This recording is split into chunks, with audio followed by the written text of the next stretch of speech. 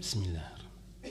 عَمَّ يتساءلون عن النبأ العظيم الذي هم فيه مختلفون كلا سيعلمون ثم كلا سيعلمون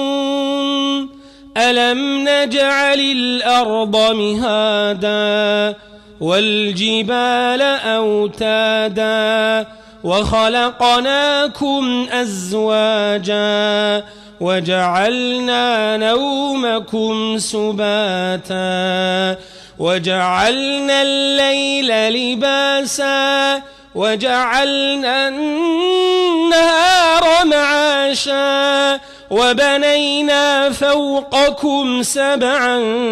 شدادا وجعلنا سراجا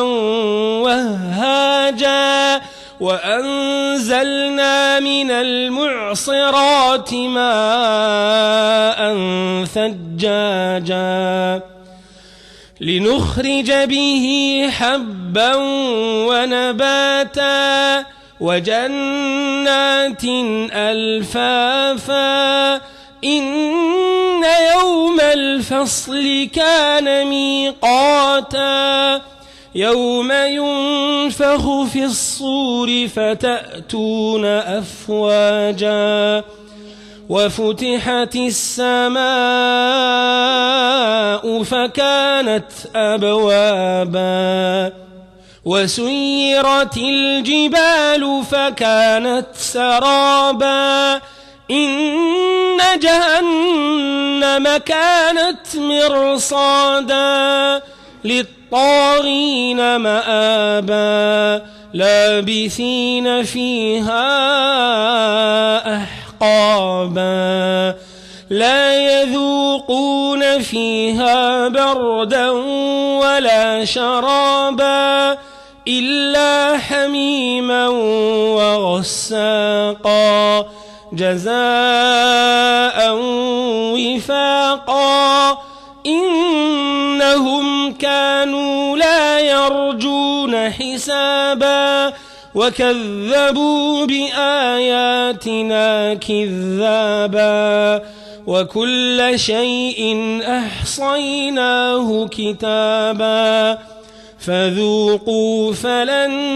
نزيدكم إلا عذابا إن للمتقين مفازا حدائق وأعنابا وكواعب أترابا وكأسا دهاقا لا يسمعون فيها لغوا ولا كذابا جزاء من ربك عطاء حسابا رب السماوات والأرض وما بينهما الرحمن لا يملكون منه خطابا يوم يقوم الروح والملائكة صفا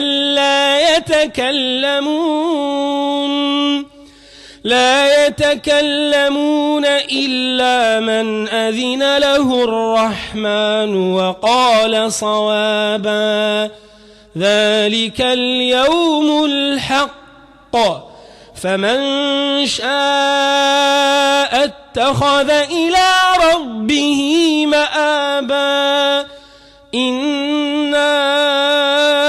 أنذرناكم عذابا قريبا